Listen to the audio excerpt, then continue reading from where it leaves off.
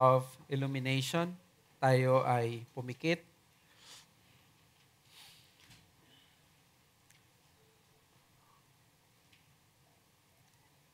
Our Heavenly Father, you are our guide. You are our God. By your word and spirit, that in your light, O Lord, we may see light. In your truth, we find wisdom. And in your will, we discover peace and salvation through the Lord Jesus Christ. Father, by your Holy Spirit, open our minds that as the scriptures are read and your word is preached or proclaimed, kami ay mailid sa katotohanan. Kami ay maituro sa amin ng inyong kalooban. At kami, Panginoon, ay lumabas sa bulwagang ito ng mayroong karunungan, may pagkatakot sa inyo.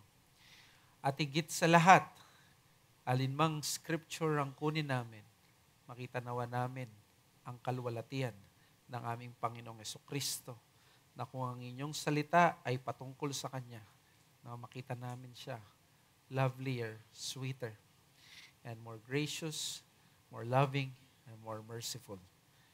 Maraming salamat. Ipakita rin nyo rin sa amin ang aming kasalanan at ang aming pangangailangan sa aming tagapagligtas. Ito po ang aming samot dalangin sa pangalan ng Panginoong Yesus. Amen.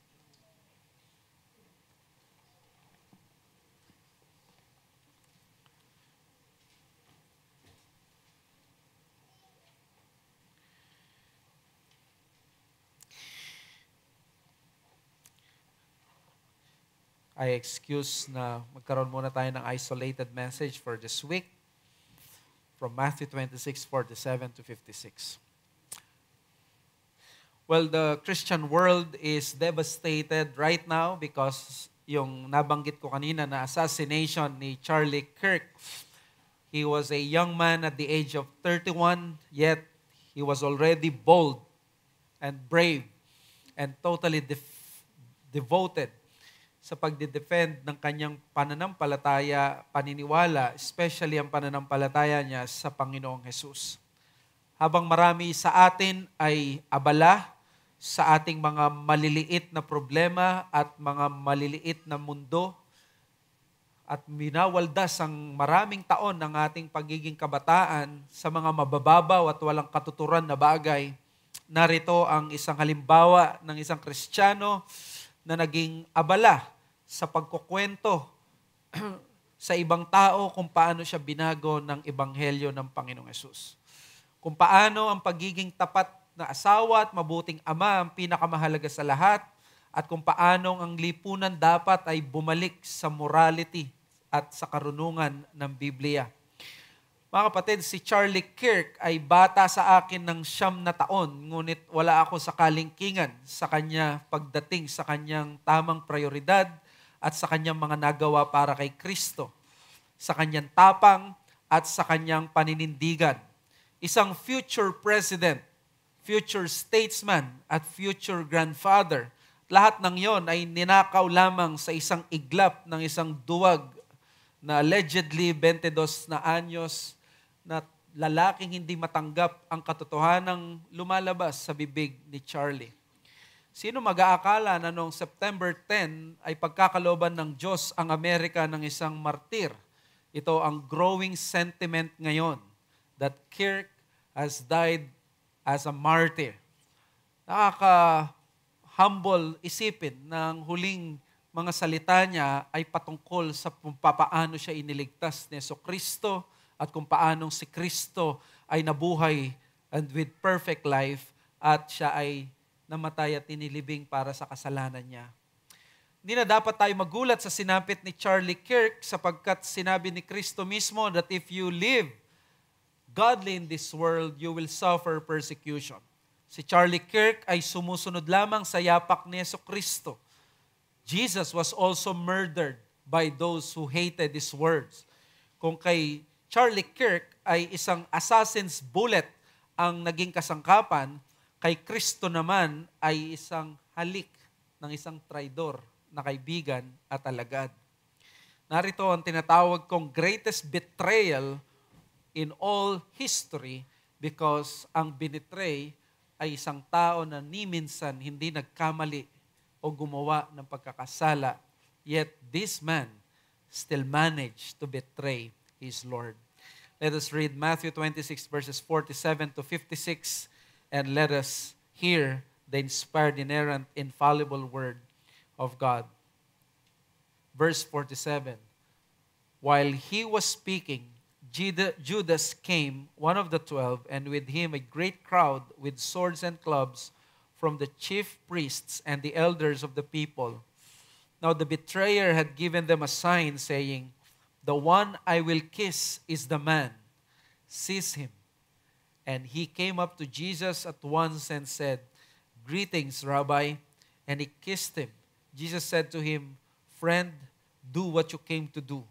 Then they came up and laid hands on Jesus and seized him. And behold, one of those who were with Jesus stretched out his hand and drew his sword and struck the servant of the high priest and cut off his ear. Then Jesus said to him, "Put your sword back into its place, for all who take the sword will perish by the sword. Do you think that I cannot appeal to my Father, and he will at once send me more than 12 legions of angels? But how then should the scriptures be fulfilled, that it must be so?" At that hour, Jesus said to the crowds, "Have you come out as against a robber with swords and clubs to capture me? Day after day, I sat in the temple teaching, and you did not seize me. But all this has taken place that the scriptures of the prophets might be fulfilled." Then all the disciples left him and fled. Mga kapatid, ito ang dakilang salita ng Diyos.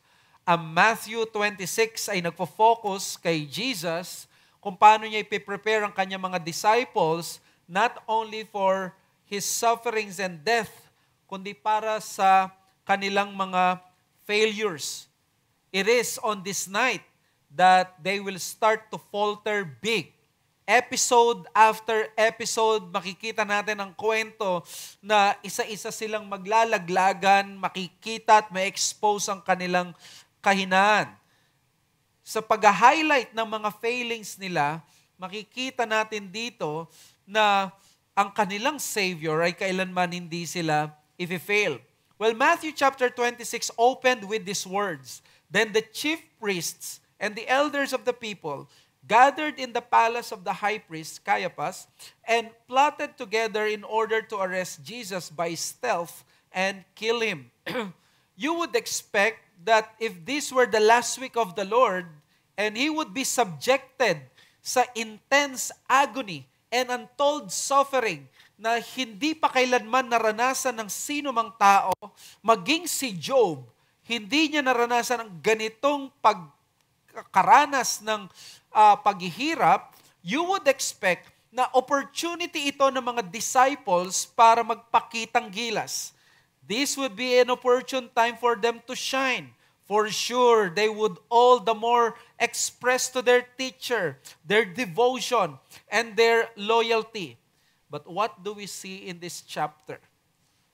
The chapter is littered with the disappointing acts by the disciples, most especially that man who was called betrayer, the man Judas. In the opening story about Jesus, He was anointed at Bethany. At si Matthew, ni-record niya yung indignation by all the disciples when a woman poured out yung expensive perfume kay Jesus sa verses 8 to 9. When the disciples saw it, they were indignant, saying, "Why this waste? For this could have been sold for a large sum and given to the poor." After this, we saw Judas transacting na sa mga chief priests and concluding in verse 16, and from that moment, he sought an opportunity to betray him. After this, the Passover with the disciples happened at nakita natin si Jesus, He revealed that one of them will betray Him. Kaya Matthew 26 is filled with that word betray. Betray. Verse 21, as they were eating, Jesus, He said, "Truly I say to you, one of you will betray me." Verse 25, Judas who would betray Him. answered, "Is it I, Rabbi?" And he said to him, "You have said so." Then Jesus graciously reminded them sa verse 31, "You will all fall away because of me this night, for it is written, I will strike the shepherd and the sheep of the flock will be scattered." At alam nyo, maalala natin dito, no, si Judas or si Peter, he responded with pride. Sinabi niya, "Lord, iwan ka man ng lahat. I will never go. I will never fall away." Instead of humility, ang i-respond niya sa warning ni Jesus at sa words ni Jesus, Jesus painfully revealed to him in verse 34, "Truly I tell you, this very night before the rooster crows, you will deny me 3 times. And then we found out, see, Jesus, he was tired, yet he was still praying in Gethsemane. But he came to his disciples and found them. At ano nakita niya? Mga disciples na nananalangin, mga disciples na nag-encourage at masugid na sinasabi, ito na yung final week ng aming Panginoon, magpapakitang gilas kami. No, they were sleeping. He could only ask them with such searching words, "So could you not watch 1 hour? Watch with me 1 hour?" Now, ang passage natin comes after all these preliminaries. Parang pinapakita niya kagad sa Matthew 26 bago umabot doon sa pinakabandang huli na ibebetray siya ng kanyang disciple.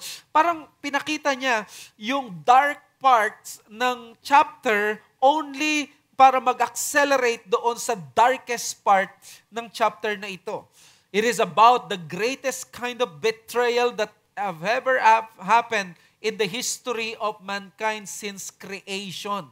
There may be some similarities of this kind in other places or time in human history, but I argue na every form of betrayal and treachery magiging malabnaw pag kinumpara mo sa betrayal na kinumit sa text na ito. Maalala nyo sa Genesis 3, may matinding betrayal na nangyari, the very first act of betrayal in the person of Adam. In heaven, we have seen si Lucifer committing the treacherous act na ang Diyos ay nagrebelde siya sa kanya. But all those betrayals, while directed mismo sa Diyos at sa matuwid at banal na Diyos, lahat ng yun ay nangyari sa isang perfect na environment. Pero alam nyo ba, ang betrayal na ito in this passage is a demonstration of the Lord God na nagko-condescend at yung worst expression ng depravity ng human heart. Bakit? Because here, ang treachery na ito ay kinumit against the perfect Son of God by a creature that was so sinful and was living in a sinful environment, and yet, nagkaroon siya ng audacity to betray the only unblemished and righteous person who ever lived in the world. Ang isang taong makasalanan at isang tao na broken tulad ni Judas ay nabuhay second by the mercies of God. The least na pwede niyang gawin ay maging grateful siya sa kabutihan ng Diyos sa kanya, na siya ay may privilege na mabuhay sa mundong itong nilikha ng Diyos. Yet, he managed na hindi lamang mag-fail na sambahin ng Diyos, kundi i-betray ang tanging anak ng Diyos. There was also the threat of violence sa ating Panginoong Hesus. Kung ikaw ang Panginoong Hesus, your disciple mismo ang magbe-betray sa'yo, and then there was this issue of violence na may mga soldiers na lumapit sa'yo, this is indeed a bad day para sa iyong ministry. Pinapakita nito, paano kaya maayos ng Panginoong Hesus ang bagay na ito? Anong ginawa ng mga disciples nung ang Panginoong Hesus ay sinugod na parang may total bloodbath na mangyayari? There was this incident that almost killed all the disciples, including Jesus himself, dahil merong isa sa kanila nag-amok. He cut off the ear of the servant of the high priest. Pwedeng, alam nyo, pwedeng mangyari ito, di ba? Magkagulo, dahil magalit yung kanilang superior o yung may nanlaban. Di ba, ganyan ang naging uso nung mga nakaraang panahon. Pag may nanlaban, naging joke na lang na eto, nanlaban at kung maaring may mangyari sa kanya. So, isipin ninyo, may nanlaban dito sa gabing ito, pero maaari silang mamatay. Maaari silang mapahamak. Ano kaya nararamdaman ng ating Panginoong Jesus dito? Alam niyo, ang culminating dito, I think, is verse 56. May editorial comment sa verse 56. Ang sabi doon, then all the disciples left him and fled. Kung ikaw ang Panginoong Jesus dito, napaka-discouraging na moment ito. Nagsimula na sa una, pinagtutulungan ka na ng mga chief priests, ng mga tao, but even yung sarili mong mga disciples, iniwan ka nila.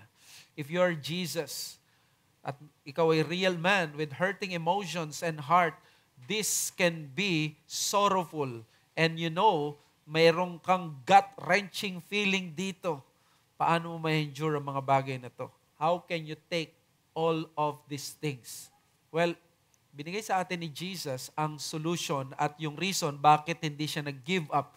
Bakit na-endure niya ang betrayal ng isang Judas. Bakit kaya niya that all of his disciples fled sa kanya. And you know what was that? Nasa verse 54. Ang sabi niya doon, but how then should the scriptures be fulfilled? That it must be so. In other words, betrayal was the will of God for him. For him to experience such pain. For him to experience ang ganitong bagay, it's the only way na mafulfill ang kalooban ng Diyos. At yun yung naging reason niya, paano niya nakaya at hindi siya bumigay. Alam niyo mga kapatid, maraming mga bagay na nangyayari sa buhay sa atin that can break us. Maaring death of a loved one. Maaring yung matagal mong iningatang career ay biglang nawala because of your bad decisions or because nalugi ka sa negosyo. Marahil heartbroken ka. This could crush your spirit. But what would keep you sane and what would keep you na mag-persevere ka? And according to Jesus, even in the most devastating time of his ministry, wherein he was betrayed and even the good disciples, yung 11, they fled and they left him. Ang sabi niya dito, this was the very thing that the scriptures have said. 2 beses niya yan sinabi. Inulit niya sa verse 56. But all this has taken place that the scriptures of the prophets might be fulfilled. Parang sinabi niya, itong betrayal na ito, itong almost extinction or violence na ito, sinabi na ito ng scripture. Nabasa ko na ito sa Psalms at alam ko ang Psalms, yun ay nangusap sa akin, ako ang tinutukoy nun. So therefore, alam na ng Panginoong Yesus at ito ang nagbigay sa Kanya ng kalakasan. Ito ang nagbigay ng endurance sa Kanya to endure the greatest betrayal on earth and the most bitter of all disappointments. And what is that? That peace and assurance that everything is in the control of the Almighty. That belief na ito ang kalooban ng Diyos. Ito ang hinayaan ng Diyos. Ito ang dahilan para ang ating Panginoong Yesus ay hindi bibigay. At yan yung message ko na gustong ibigay sa inyo. The most bitter disappointments in the Christian life can be endured with courage and grace because of God's assurance of sovereign control. Yan ang kalooban ng Diyos. Ang mga pinakamapapait na mga disappointment sa buhay Kristiyano, maaari nating malampasan ng merong katapangan at ng biyaya because alam natin ay merong katiyakan ng paghawak ng Diyos. This is admittedly a hard pill to swallow. Kung ikaw man ay nasa ministry, ikaw man ay simpleng mananampalataya, may simpleng buhay bilang alagad ng Diyos, this is better said than done because by nature, hindi tayo courageous. At hindi rin tayo gracious. Sino sa inyo kapag nakaranas ng bitter disappointment, siya ay nagiging sobrang bait at sobrang gracious at spiritual? Madalas, ang human nature, pag nakaranas tayo ng disappointments, Hindi nga tayo kausapin, hindi na natin makaya kinabukasan. Hindi ka na nga makikipag-usap. One natural response is one of cowardice, either by ignoring, by delaying, or even ghosting that bitter and painful and disappointing reality. Hindi lagi tayong matapang when it comes to pain. We shudder in fear, and like the disciples, we live and fled at the sight of such ordeal. Hindi rin tayo gracious either. When betrayals and conflicts come, our first line of defense is not one of grace. Grace ba lagi ang defense natin pag may rejection, resentment, pag merong betrayal? No. It's bitterness. It's revenge. Harsh words. Harsh actions. We absorb the pain and somehow we flatter ourselves in self-pity that such ungracious acceptance of disappointments from life in general or from friends in particular is somewhat understandable and justified. Ay, maintindihan naman nila kasi ginanito ako eh. Ako'y binarumbado nila, kaya ako'y magiging barumbado din sa kanila. Sino nga ba yung actress na nagsabi noon na the mirror principle?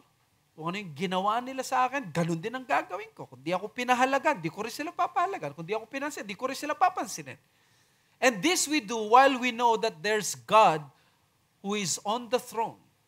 Mga kapatid, kung ikaw ay katulad nito na dinidescribe ko, na kapag may disappointments, resentments, bitterness, betrayal, and all these things, you tend not to be gracious, you tend to be bitter, and you tend not to be courageous.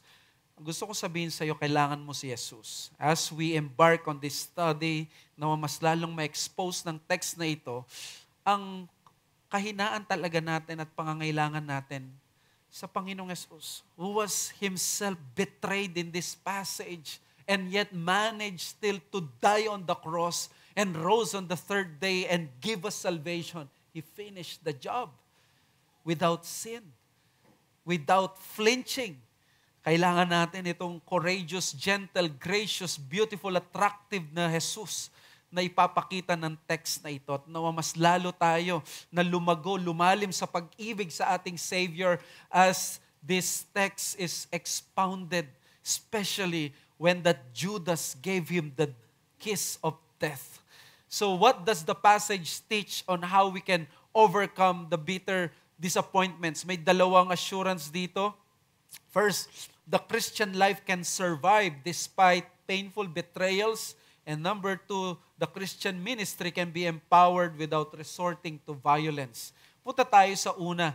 The Christian life can survive despite painful betrayals. Tingnan mo sa verses 47 to 50, while he was still speaking, Judas came, one of the 12, and with him a great crowd with swords and clubs, from the chief priests and the elders of the people. Now the betrayer had given them a sign, saying, the one I will kiss is the man. Seize him. And he came up to Jesus at once and said, greetings, Rabbi. And he kissed him. Jesus said to him, friend, do what you came to do. Then they came up and laid hands on Jesus and seized him. Sa totoo lang, very mixed emotion ako dito sa verses 47 to 50 dito because napakahirap niyang mag-grasp. But within these 4 verses, nakita mo yung iba't ibang mga titles na ginamit. That there was this disciple na tinawag betrayer, na tinawag na friend, na nakaka-confuse. Parang hindi bagay dito sa 4 verses na ito yung mga salita na yon. Well, the writer introduced Jesus in the most ironical way to emphasize yung kanyang diabolic nature ng kanyang betrayal. Ang galing ni Matthew nung binigay niya ito. Dinescribe muna niya. Sinabi muna niya, binanggit niya sino? Judas. And then binanggit niya, one of the 12. One of the most special groups on earth. one of the most special group on earth. Tapos, tinawag niya sa verse 48, now the betrayer. Ano ba ginagawa niya? Pinuri niya, and then nilaglag niya. Matthew seems to shock us here with his positive introduction about Judas, that he was one of the 12. Ang 12, this is the special group. If you consider na apostles din ng mga messengers ng Panginoon, yung mga nakakita sa Kanya nung nag-resurrect. In other words, marami ang tinatawag na apostles because apostles means messengers. But according sa mga iba, na sa mga apostles na yun na considered as messengers, may special apostles na tawag sa kanila 12. Yung 12 na yun, hindi yun quantity-based yun, but it is a group. Kasi nung nawala na si Judas, tawag pa rin sa kanila sa Acts ay 12, kahit 11 na lang sila. It was a group. Di ba? Pwedeng sake of 5, pwedeng magic 7, pwedeng the mythical 5. Pero makikita natin dito is that si Matthew, pinakilala niya muna as one of the closest associates, one of the most special people on earth, one of the most blessed, most privileged of all people sa mundo. They were a category of their own. But suddenly in verse 48, binigyan niya ng title na very unexpected. After mentioning one of the 12, we would expect an obedient servant or a prayerful disciple or a faithful apostle, but Matthew said, now the betrayer. As to how could this happen is very shocking and beyond imagination. From one of the 12 to betrayer. Imagine being addressed by the Bible by these words. Tinawag sa isang verse, apostol ka. Pangalawa, taksil ka. Betrayer ka. Napakasakit nito. Maunawaan mo siguro ito kung galing mismo to sa high priest or those sa mga godless authorities. But this one is coming from your own fold. Sabi ng Psalm 41:9, which is the fulfillment of this text, even my close friend. So, dagdag natin. Kaya pala tinawag ni Christ na friend because sa Psalm 41:9, Judas was called my close friend in whom I trusted. Din-emphasize pa. Tapos binigyan pa, who ate my bread has lifted his heel against me.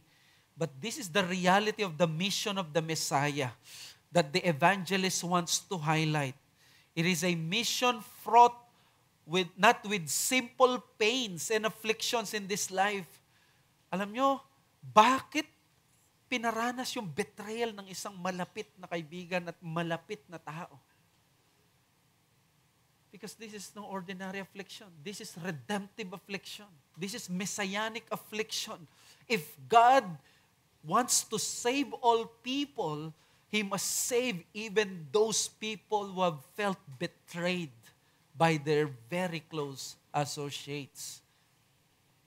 This is the reality of the mission na gustong i-highlight ng passage. It is on the extreme side always. Just a cursory look on the way kung paano ang betrayal na isulat, we will get to feel na hindi ito ordinary betrayal. It was the greatest act of betrayal ever committed by a human being. Look at this. See, Judas, he was paid probably for the information where Jesus was, and there he could be arrested quietly, away from the public to avoid mob violence. Binayaran siya. Kung kayo, limbawa, wanted kayo dahil contractor kayo at kalahating milyon, baka pag-iisipan namin na panahon na para mag-betray tayo. But look at this. This one ay siya mismong gumawa. At ang tao, hindi isang masamang tao, kundi isang taong mabuti.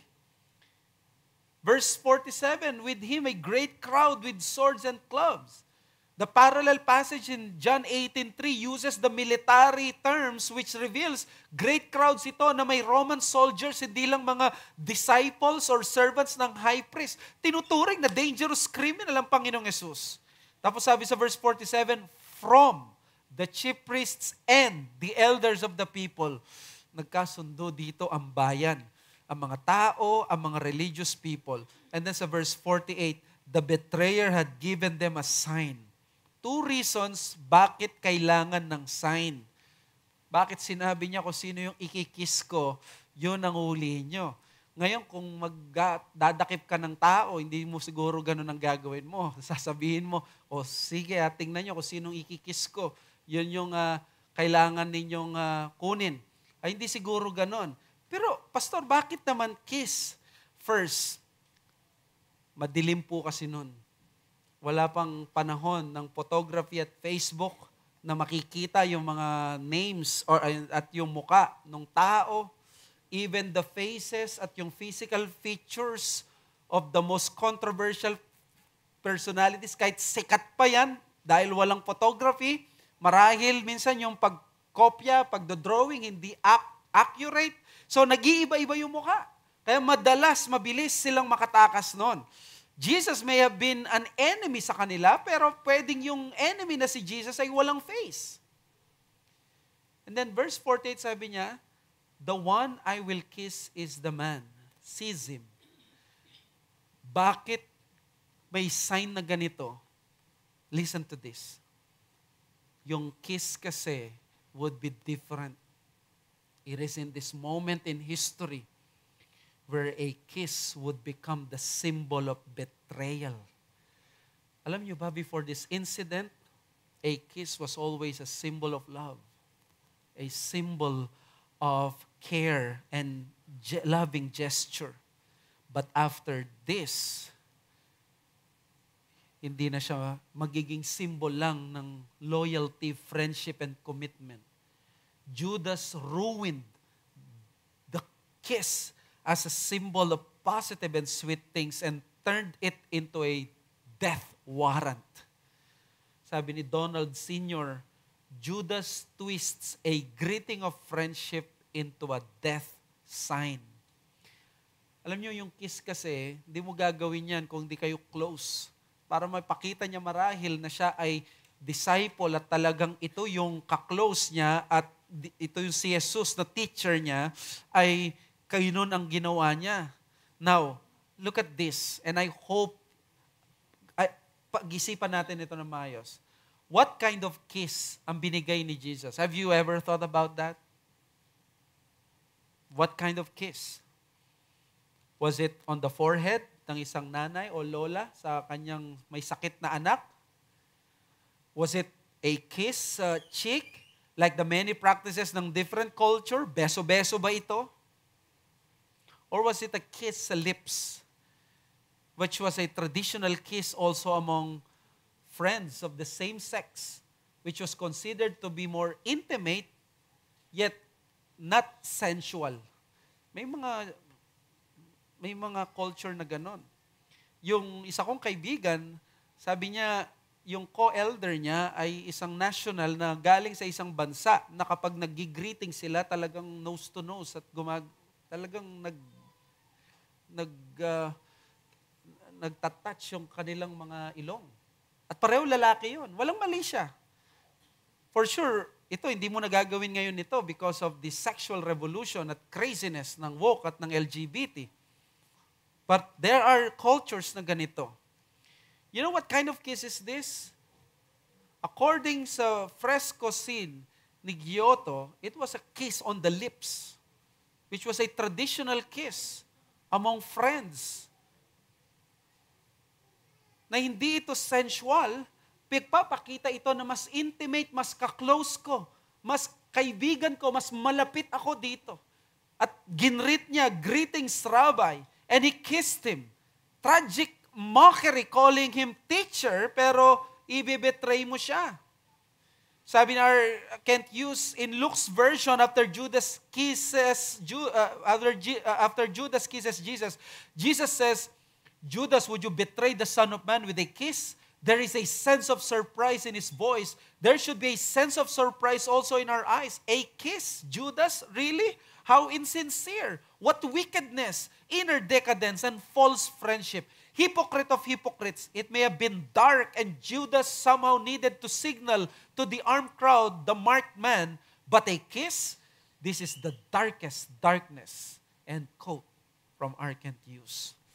Anong response ni Christ? Friend, do what you came to do. This is an open-hearted but not intimate greeting. This is the shortest speech ang Panginoong Yesus ibibigay niya. Tinawag niyang friend. Sabi ng iba, sarcastic daw si Jesus, nagmamak siya. No, he was being sincere because si Judas ay tinuring talaga ni Jesus as a friend.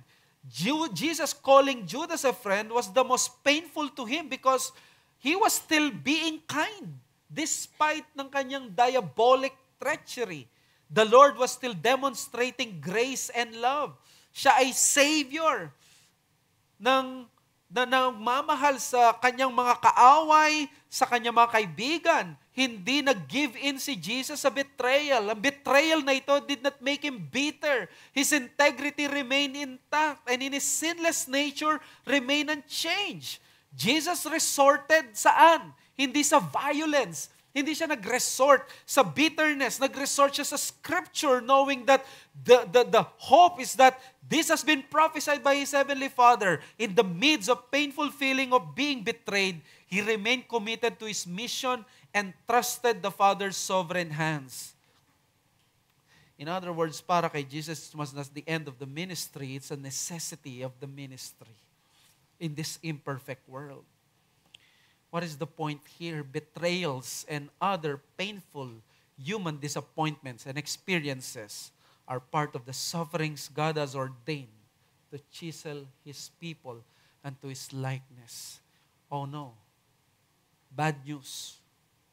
This is a reality. Even my close friend in whom I trusted, who ate my bread, has lifted his heel against me. This was scripture. This was not a suggestion. My close friend. This is not a text na pagdudahan nyo ngayon ng mga close friends nyo. But this is a reality. Sino dito hindi pa nakaranas ng betrayal? Marami sa inyo, tayo, nakaranas na ng betrayal. Pinangakuan ka ng ice cream ng magulang mo dati. Pero kinabukasan, trabaho ang binigay instead of ice cream. Ang daming mga forms of betrayal mula sa maliliit na forgivable or di mo na kailangan pansinin hanggang sa mga pinakamatitindi at seryosong mga betrayal sa mundo na napakahirap lagpasan. Tayo nga, fallible, imperfect people as we are, yet we put so much value in the genuineness of our relationship, especially our friends. Unforgivable and ang thought ng betrayal ng isang kaibigan, ng isang kapatid, lalo na ng isang asawa. Marami tayong pagkukulang at forms of betrayals pagdating sa Diyos at sa ibang tao. Yet the betrayal of a trusted person is something we cannot stomach either in this civilized world or in the church. Sa church, ang virtue ng being truthful and sincere, there's so much valued and promoted in the ministry. Sobrang ekis kapag ganito kang tao. But if we have a biblical Christology, we would take this slowly. Ngunguyain natin to.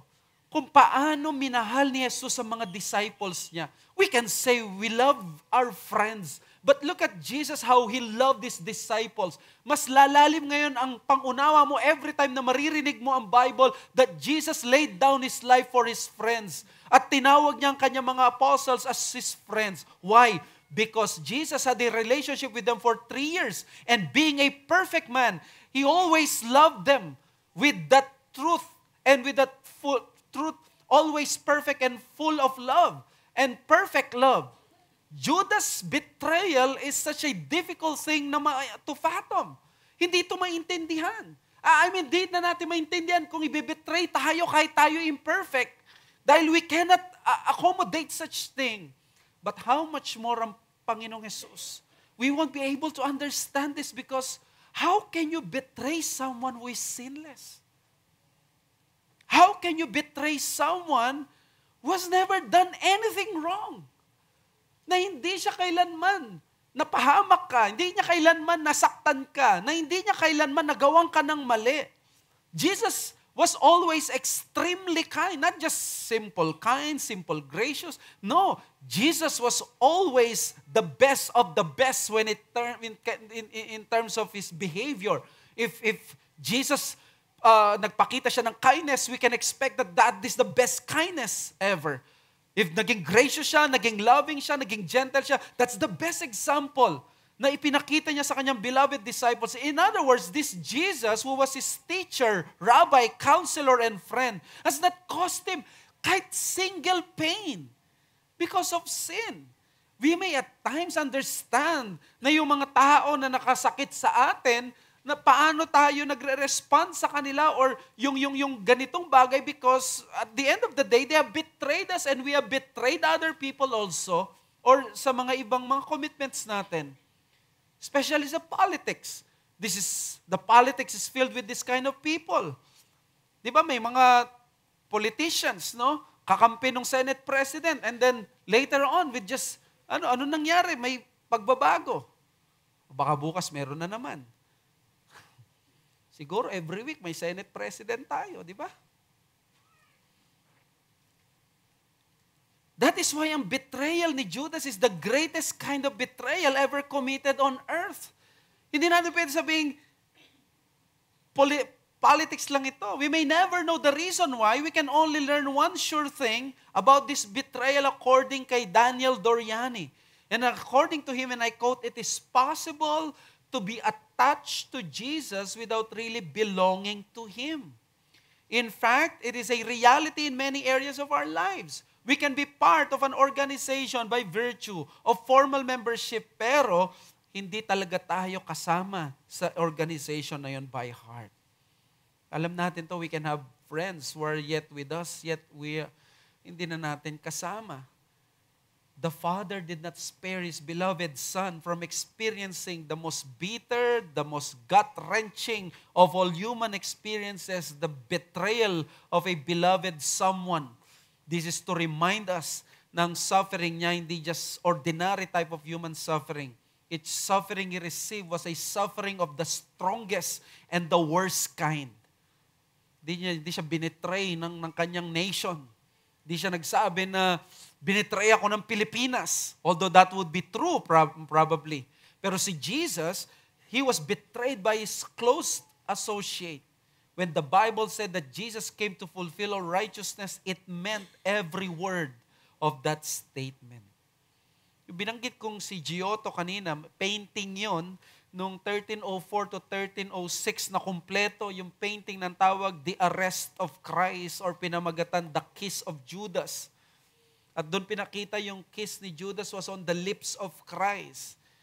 Na it was done na walang mali siya in some cultures para i-emphasize ang deep loyalty, which only tells us na mas matindi ang mockery, mas matindi ang ganitong sakit na ginawa ni Judas. Yet, the Lord Jesus quoted Scripture. Hindi siya na-devastate. Hindi siya nawala at nasira. Now, the challenge here is if the Father did not spare His Son from the throes of betrayal, do not expect in this life something different. I hate to write that actually. The truth is no one wants betrayal, but betrayal is a reality in this fallen world. It does come even in the Christian life, even in the church or in the ministry. Hindi tayo nagpe-pray na magkaroon ng ganitong experience. We do not plead to the Lord. We plead to the Lord na hindi ito mangyari sa atin, that we will be spared from this, pero hindi assurance to na hindi natin mararanasan one way or the other. Chances are it will come. The Lord uses these extremely painful experiences for us not to be bitter katulad ng Panginoong Yesus or to be discouraged. But having said that, kailangan i-emphasize natin na habang sinasabi natin na ang betrayal ay nangyayari as a human reality, pwede ng iyong mga kaibigan, ng iyong mahal sa buhay, o ng iyong kumpanya, o ng sino man, hindi natin pwede i-romanticize ang betrayal. We have to preach against it. We have to expose as it is isang evil na bagay that doesn't belong to the kingdom of Christ. Betrayal is a character that belongs to Judas, not to Jesus. Ang mga disciples ni Jesus, they are known not to be betrayers.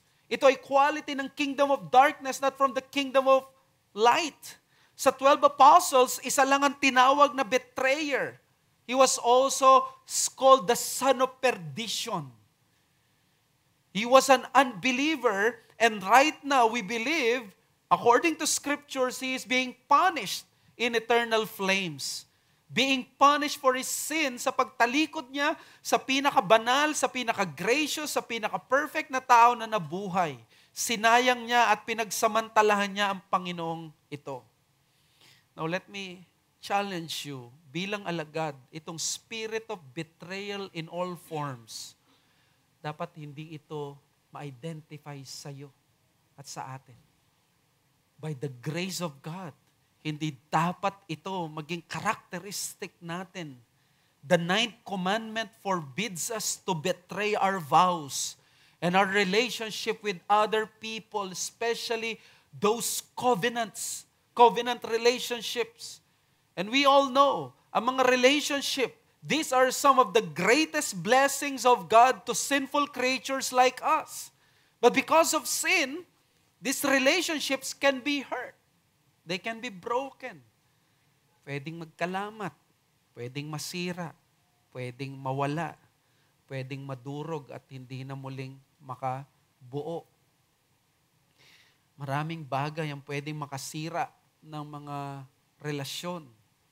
Pwedeng masira ang isang pagkakaibigan ng neglect. Nakalimutan mong i-cultivate ang friendship ninyo. Hanggang nag-drift apart na lang kayo ng unti-unti, hindi nyo napapansin. Pwedeng lack of proper virtues pagdating sa relationship. Nag-asawa ka o kaya naman nagkaroon ka ng isang relationship pero hindi mo naman ito, hindi mo na-develop yung mga virtues na kailangan mo for that relationship. I mean, kung nasa isang relationship, kailangan mo ng patience, kailangan mo ng grace. Kung nasanay ka na walang pasensya, wala rin pasensya, balang araw ang mararanasan mo sa iyo. Kung walang virtues like kindness, thoughtfulness, hindi magsusurvive ang anumang relationship. But I'm saying this because on top of this, the most devastating devourer and wrecker of relationship is none other than betrayal. If Judas betrayed Jesus and his life became miserable, gaano katindi ngayon ng isang relasyon na sinisira ng betrayal? Going against your loved ones back by slandering, your friends by backbiting, your spouses by unfaithfulness, disloyalty, flirting, illicit relationships, adultery, manipulating, or even your friends or katrabaho na nilalaglag mo by your insincerity, your double-faced nature, at marami pang iba. As Christians, if there is one thing na need mo ngayon na protektahan at i-keep sa sarili mo, is your vows. Do you keep your vows? Whether in marriage, in your pledge sa mga kaibigan mo, sa mga ibang tao, sa iyong trabaho. Because a vow is needed para sa isang maayos na pamumuhay. Pero kumusta ang iyong relasyon? Vows in other areas of life. Mahalaga ito sa ating conduct sa iba. You keep your vows. Kung nasa trabaho ka, nagnangako ka, hindi ka magiging magnanakaw sa trabaho mo. Ng oras, ng resources ng kumpanya. Sa negosyo, kung Kristiyano ka, huwag kang manloko. That's your vow as a Christian. Sa ibang bagay, lagi kang maging tapat sa mga kausap mo. Hindi mo kailangan na manloko o maging sly o para kang ahas o para kang hindi makausap ng maayos at hindi ka masandalan ng sino man. And in the church, this takes a special focus because in the church, we are not just creatures na separately worshiping God. Wala tayong cubicle na nagwo-worship lang tayo isa-isa. We are in a church where relationships exist. And we should protect those relationships by being truthful, by being friendly, by being sincere, by being genuine, by not gossiping other people, our brethren. Makukultivate mo yung friendship mo by being a true friend. May nagtanong sa akin minsan, paano ka magkaroon ng kaibigan? Oh, simple. Sabi ng Proverbs is you show yourself friendly. How? Very simple again. Don't always go to a person at kukwento mo lang ang sarili mo. Try to be interested with other people. That's being friendly. It's not always about you. Try to serve. Protect. And dahil popular ito ngayon sa Christian community natin, let me just address this, but mabilis lang. May sumisikat pang salita ngayon that really affects even our relationships. Overthinking or underthinking.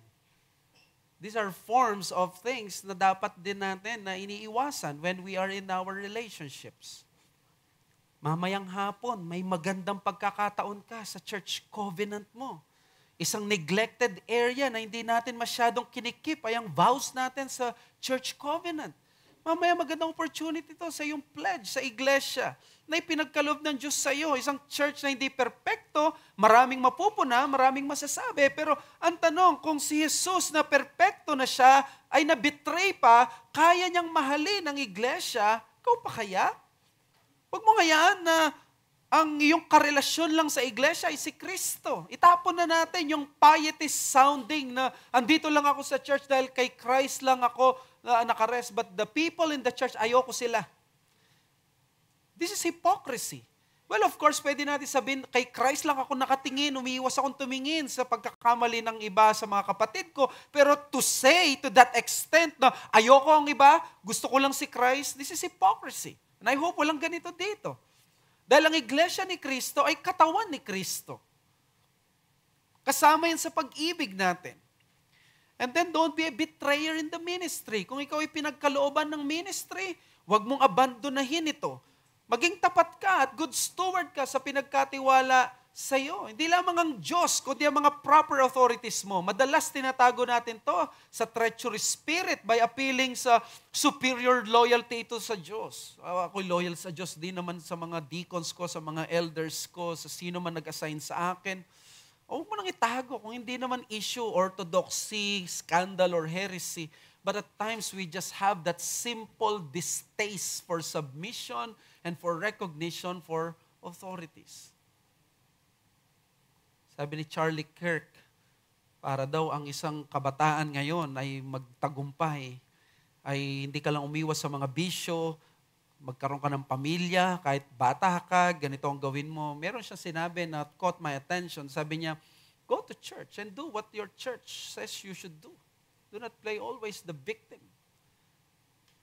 Of course, there are times that churches are abusive, there are times na victim tayo. But again, generally, we should subscribe. Yung church covenant natin, may covenant mamaya.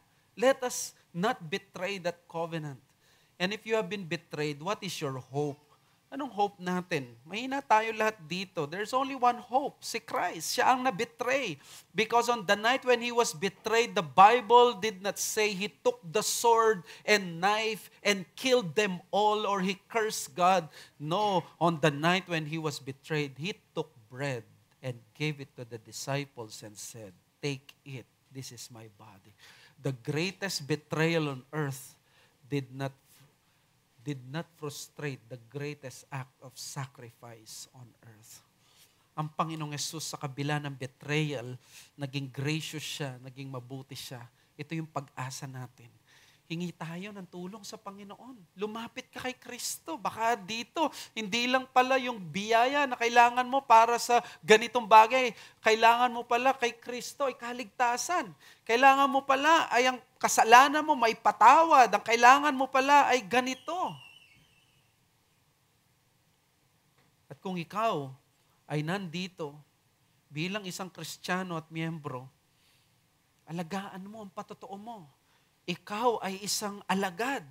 Don't let it happen na ang tawag sa iyo ng isang verse ay disciple, and then the susunod na verse ang tawag sa iyo ay betrayer. Be a faithful servant of the Lord. Huwag kang makontento na ito'y lang yung tawag sa iyo. Magkaroon ka ng magandang pangalan at testimony sa iglesia. Huwag kang maging betrayer sa iyong mga kaibigan, sa iyong ministeryo, sa iyong Panginoon. What you need is not Judas, kundi ang Panginoong Jesus. Doon sa forum namin, may ginamit si Pastor Espinosa na isang illustration, and I would like to share to you. Doon sa screw tape letters, yung pagtuturo ng isang senior demon sa kanyang associate. Nung nag-fail itong itong tinuturuan niya, naka-OJT na demon, na mapigilan niya ang taong ito maging Kristiyano, ay nagiging Kristiyano pa siya dire-diretso. So nag-report siya, na disappoint siya. Sabi niya, sorry, di ko siya napigilan, naging believer siya, nandun na siya sa enemy, which is ang Panginoong Yesus yun. Sumulat yung uncle niya, yung senior demon, sabi niya, kung naging Kristiyano na siya, wala ka na magagawa. Ang susunod mo na maging misyon sa Kanya, if you cannot hinder him to be a Christian, at least make him a critic. At least make him a critic. So that pagdating sa anumang nakikita niya sa iglesia, he would always have negative things to say. This is a warning from C.S. Lewis. For sure, there are times that we need to criticize or to critique things. But that spirit of being a critic, those are the things na marahil na-address dito. Secondly, the Christian ministry can be empowered without resorting to violence. While Matthew did not reveal who struck the servant's ear, John revealed that it was Peter. Sabi niya doon sa John 18:10-11, then Simon Peter, having a sword, drew it and struck the high priest's servant and cut off his right ear. So dito, in-stretch out niya sa verse 51, and his hand drew his sword and struck the servant and the high priest and cut off his ear. And Jesus rebuked Peter and gave his word, a word that will be a principle for the ministry for the rest of church history. Nang sabi niya, ang sino man nagagamit ng sword, mamamatay sa sword. Which means, ang ministry hindi dapat mag-resort to violence. Kung tayo man ay betray, tayo man ay gawan ng masama, we cannot resort to violent vengeance. Vengeance is of the Lord, saith the Lord. It is mine, sabi ng Panginoon. Therefore, the point is that violent persecution to God's work are not solved by violent reaction or violent vengeance, but by the ordained means of the Word. The ordained means of the Word is grace, preaching, sacraments, prayer, the response to a kiss of death is the heart of the gospel. The proclamation of the gospel. He submitted himself to that shameless act. He could have recalled and stepped back, pero hindi ginawa ng Panginoon yan. Hindi ni-resist ni Jesus ang arrest. Nagpasakop siya sa Panginoon knowing that this is the will of God. Ang sabi ni Charlie Kirk, in this generation of culture of violence, when we stop communicating, that's where violence starts. At ganun nga nangyari sa kanya. When there is no open dialogue. Ganito rin sa ministry. Nangyayari ngayon sa panahon natin, we have stopped communicating and cultivating our graces. Ang mga tao, they resort to culture of violence. Ang pangit, if that is something na pati ang church ay tutulad at gagawin, We have glorified violence, a culture of vengeance and violence tulad na nangyari sa Utah noong September 10 na namatay ang isang Kristiyano. That's why dito ang challenge natin is trust more in the power of God's ordained means of the Word over the tempting immediate result of fleshly tactics. The arm of flesh will not fail you. You dare not trust your own. Huwag kang mag-resort to violence kahit sa anumang area ng buhay mo. If you're a man, if you are a leader, if you are a husband, if you are a father, ang temptation lagi sa iyo ay daanin mo sa authority at mag-flex ka ng lakas at ng init ng ulo mo para ma-solve mo ang ganung bagay. But you see, that is not the way of Christ. The way of Christ is grace and gentleness. Sa Christian theology, hindi justified ang violence. In fact, sa 1 Timothy 3, hindi pwede maging pastor ang taong nagsusolve ng problem by his fist. And fathers, sinabi ng Bible, do not provoke your children unto wrath. We cannot be identified with this. If you have done so, you ask for forgiveness sa mga anak mo. Christ was so ever gentle and so gracious. And in our ministry, ito yung dapat nating gawin. You see, sabi ni Charlie Kirk, mag-excel ka sa vocation mo at layunin mo at alisin mo ang bad influence mo. Compare mo to sa kanyang killer, alleged killer, that he came from a Republican family, conservative family, kahit na sabihin mong Mormon sila. But according to reports, this man was radicalized by his na-expose na sa college, na-expose na sa mga iba't ibang ideas. Cannot be from his own house. This is the influence na dinadala ng violence. Pwede kanyang mahawa, pwede kang ma-influence. Kaya nga, may bad influence. So therefore, anong solusyon natin? Si Jesus, hindi siya nagpa-impluensya. Hindi siya nagsabi, pag ginanito mo ako, gaganituin kita. Use and utilize the means of grace. Pray for those who persecute you. Minister to sinners. And in a world of betrayals and violence, be a mouth of Christian reconciliation and redemption. Let us pray. Father, we thank you for this message that we have received from you. Help us, Lord, sa salita mo at maging proclaimers kami ng reconciliation and redemption. Forgive us if we have betrayed you a lot of times and we have betrayed those people na umaasa sa amin. By your grace and mercy, may you make us like the Lord Jesus Christ, who in the face of disappointments and betrayal, He still managed to surrender His life to your will, quoting scriptures that this is your fulfillment, that this is your will. Maraming salamat, Panginoon. Ito po ang aming samot dalangin sa pangalan ng Panginoong Hesus.